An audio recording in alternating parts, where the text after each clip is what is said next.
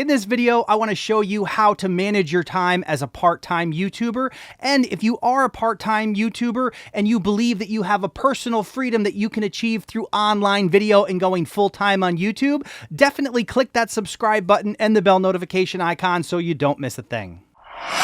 YouTube Simplified. All right, so I'm making this video on the weekend, and in theory, the weekend is my free time to try to catch up, make YouTube content after I've taken care of the weekly grind, working full-time, kids' practices, and all those other things. But sometimes real life gets in the way of YouTube. So in this video, I want to talk to you about some of the things that I do that help me make time. Now, in full disclosure, I feel like I haven't been doing a good job recently of managing my time. So this is just as much of a refresher for me as it might be for you. So just to give you a quick backdrop on the weekend, today is Sunday. I'm finally getting in front of the camera, but things get in the way. There are things that we have to do as a father and a husband and a homeowner that have to be taken care of, and a lot of times the free time is when those things get done. I spent the morning working on some projects with a new shed that we just had delivered. I had to shore it up so the critters couldn't get under it, but those are the things that have to get done before YouTube, especially for those of us who are part-timers like myself and probably you as well. And if you have little techniques in place to help after you finally clear all that stuff out of the way, then I think there's some real opportunity for you to stick with YouTube and continue to make progress. Remember, you don't have to become an all-star overnight. It is going to take time. So to a certain degree, you want to be kind to yourself and not put too much pressure on you when you're not able to make content. That said, we do want to be consistent as much as possible. So I'm going to give you some tips that can kind of help you do that. All right, this is absolutely the biggest tip. And depending on the way that you record your content, it may or may not be a big deal for you. But one of the biggest game changers for me in terms of being able to make content as a part-time YouTuber is the idea of having a dedicated place to record. Now, as you can see by my backdrop, this has evolved over time. But when I first started making videos, I was in my living room in front of a green screen that I had to set up and take down every time I wanted to make a video. And if you're in that situation right now, you know that just the thought of making a video and going through your head with all the things that have to be set up before you even press the record button can really be a momentum killer for you. So my first recommendation is that you go out of your way to identify or isolate a place where you can always make content without having to take it down and set it up each time. Having a dedicated place really helps you to not get bogged down with all of the preparation things that you would have to do before clicking that record button. When I first started in this space, it was just a corner in a tiny little room, a little bit bigger than a closet, and I just dedicated that spot to making videos. To that end, I put my camera there and it was always set up. And it was actually the fact that that camera was set up there that actually helped really transform my channel overnight. For those of you who don't know, I had a really big spike in growth on this channel about a year or so ago due to a video that I put out when YouTube made the changes to the monetization policy. And I would not have been able to get the timing on that video if I didn't have my camera already set up. In fact, as soon as I found out that information, I literally stepped in front of the camera, turned it on, and recorded. And if you go back and watch that video, which is how to get 1,000 subscribers and 4,000 watch hours, you can see that it's probably one of the least smoothly edited videos I've ever made. But the reality was the timing was there, the emotion was there, and that was a really successful video for the channel. So having your camera set up and ready to go is absolutely really important in helping you fight off those times when you're just not feeling making content. Now, another big important thing that I use, and I highly recommend that all of you use it, is finding some type of app or notebook to make notes when you're not able to make content.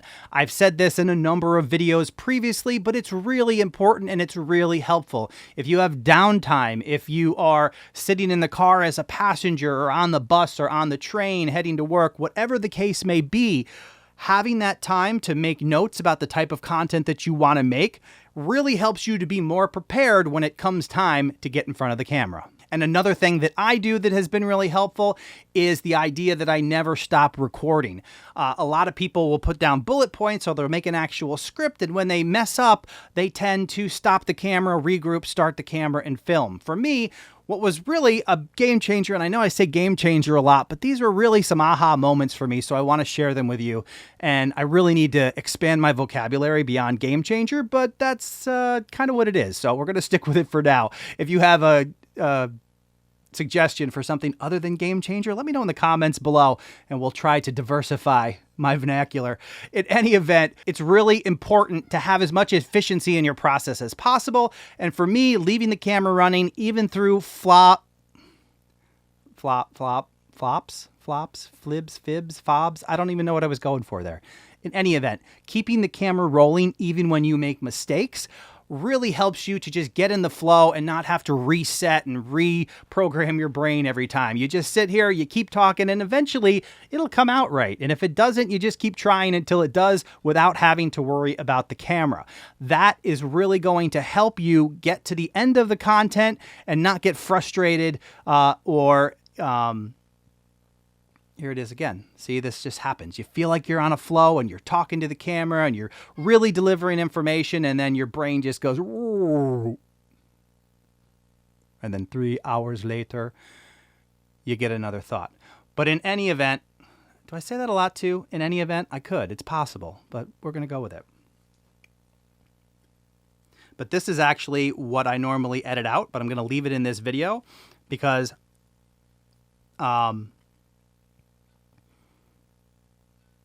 yeah, sometimes the words just aren't there. But rather than futz with the camera, futz, I like futz, futz will work, then we can just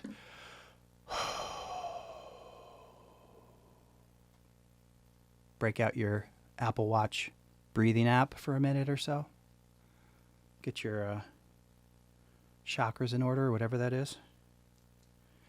And then continue on with your video.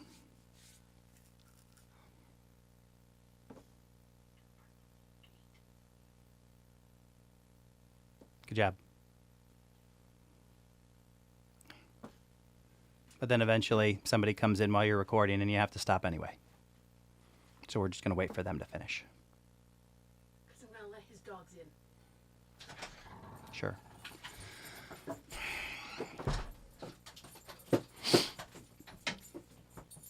Jingle, jingle, jingle, jingle. That is the reality of being a part-time YouTuber in the real world.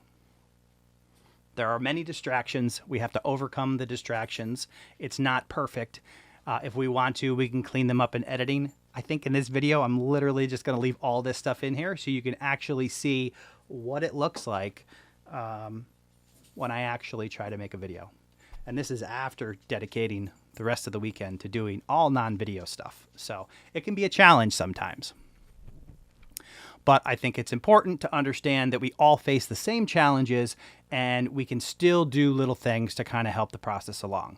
But in this case, if this was a typical video, I would edit all of that out. I would regroup where I was, and then we would just move forward from there.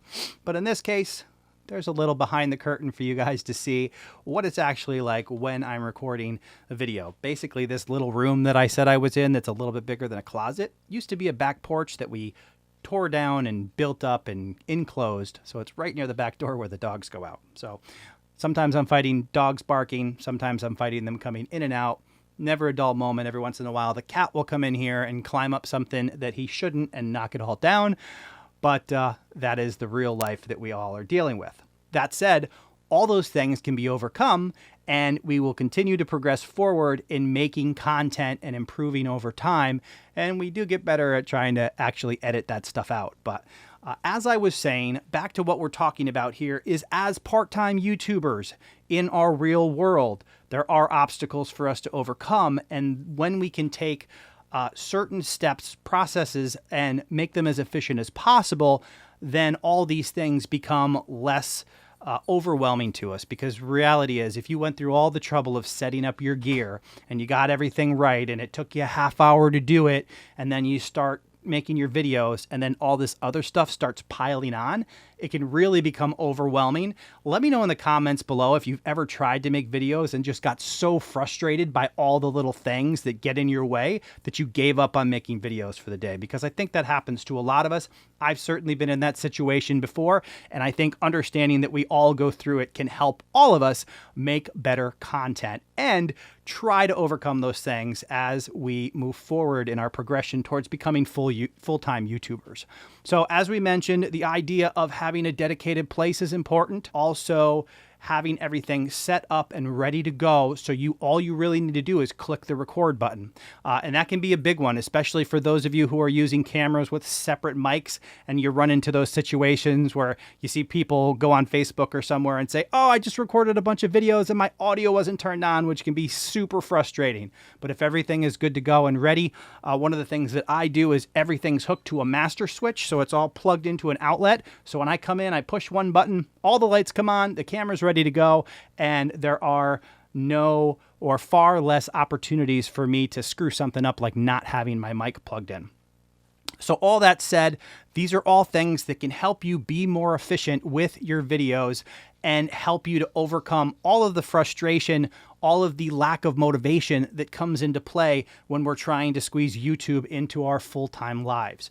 And I think that it's important for us to do everything possible to minimize those frustrations, because it is an absolute grind to head towards full-time. It's not something that you're probably going to make in a year or 2 or 3.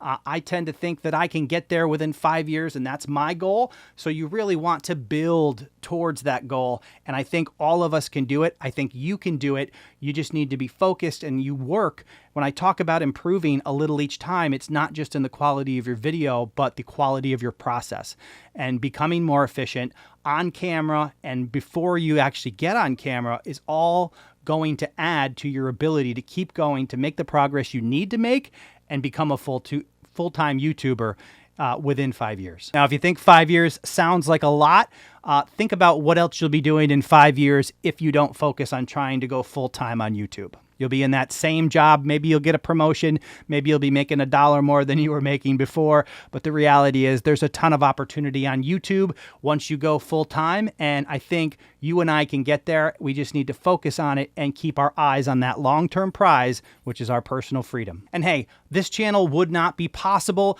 All the things that we're trying to do would not be possible without our sponsor, TubeBuddy. TubeBuddy is the #1 browser plugin for managing and growing your YouTube channel. It's available to download for free. There's a link in the description below, or you can go to trytubebuddy.today and get started for free. So if you appreciate what we're trying to do here at Creator Fundamentals and you're not able to support the channel directly through Patreon or through PayPal or any of those things, you can support our sponsor TubeBuddy by going to trytubebuddy.today, and you get to start for free. And you get really cool tools that help you become more efficient on YouTube, and that's what we're talking about. I'll see you guys in the next video.